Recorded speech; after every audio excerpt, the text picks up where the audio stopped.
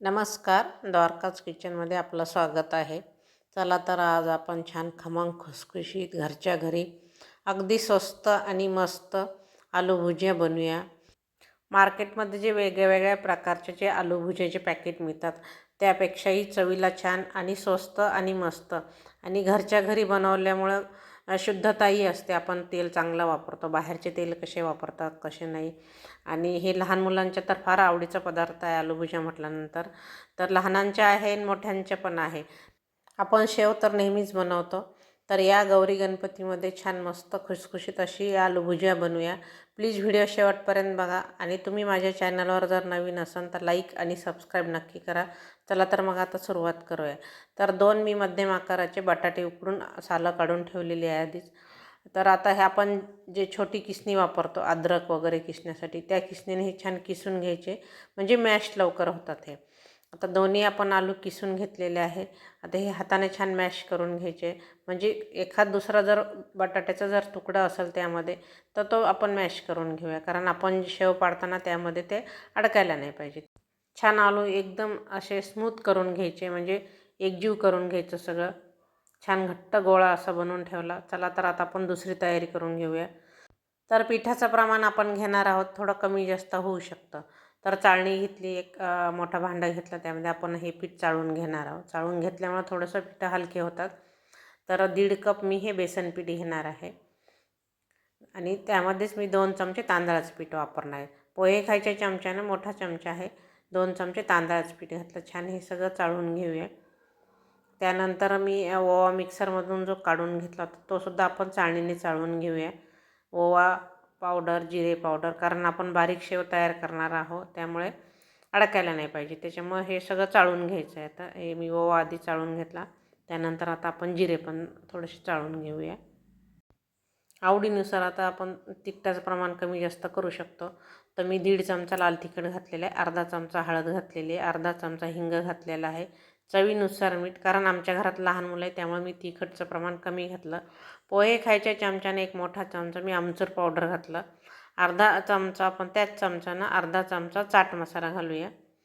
तुम्हाला दाखवते मी. हे सगळं आपण छान मिक्स करून घ्यायचं.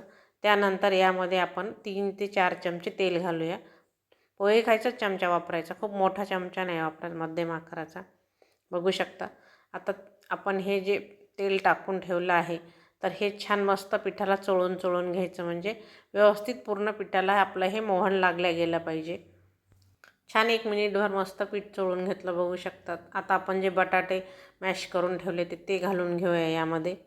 तर मी जे हे प्रमाण दाखवलं आहे याला मला पाण्याची गरज पडलेली नाही आहे. तुम्हाला जर पाण्याची गरज पडली तर तुम्ही 1-2 चमचे वापरू शकता किंवा आधी बटाटे टाकायचे आणि त्यावरती पीठ जसं लागेल तसं तुम्ही घेऊ शकता.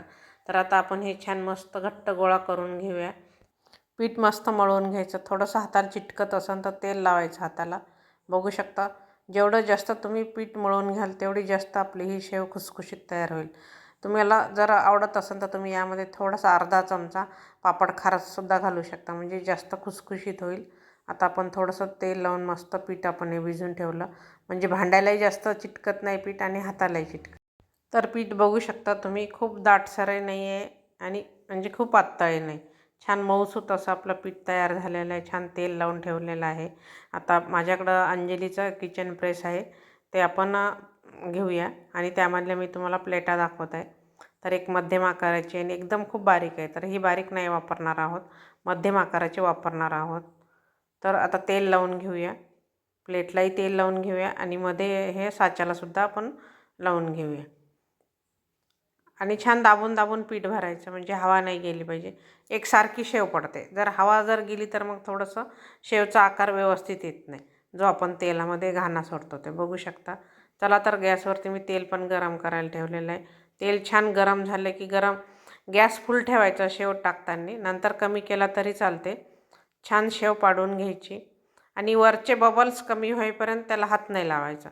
जेव्हा वरचे बबल्स कमी झाले तेव्हा उलटून घ्यायची. मस्त कलर आला, बघू शकता तुम्ही. पुन्हा उलटल्यानंतरसुद्धा थोडेसे बबल्स कमी झाले की मग काढून घ्यायची. छान तेल निथळून घ्यायचं. एकदम कमी तेलकट होते ही आलू भुजिया. कलर किती सुंदर आलेला आहे बघू शकता. अजून एक घाणा मी तुम्हाला टाकून दाखवते. तर बिलकुल हलवायचं नाही, असंच ठेवायचं आहे. हाताला वाफ लागते म्हणून थोडंसं गॅस कमी करायचं टाकताना. तेल छान कडकडीत गरम करून घ्यायचं. तर या पद्धतीने आपण हे सगळे आलू भुजिया तळून घेऊया. आपण यामध्ये कुठलाही कलर वगैरे वापरलेला नाही, तरीसुद्धा कलर किती छान आला बघू शकता तुम्ही. तर याचप्रमाणे आपण सगळे हे आलू भुजिया तळून घेऊया. छान मस्त खुसखुशीत असे झालेले आहे. तर नेहमीच आपण वेगळ्या प्रकारचे शेव बनवत असतो. तर तुम्ही या गौरी गणपतीमध्ये हे आलू भुजिया नक्की बनवून बघा. या पद्धतीने खूप छान झालेलं आहे चवीला. बिलकुल तेलकटसुद्धा नाही. तुम्हाला मी तोडून दाखवते. मस्त पटकन चुरा होत आहे, एकदम खुसखुशीत अशी, आणि हातालासुद्धा तेलकट लागत नाही. भरपूर आपले हे आलू भुजिया तयार झालेला बघू शकता तुम्ही. कलरही छान आला आणि चवीलासुद्धा अप्रतिम आहे.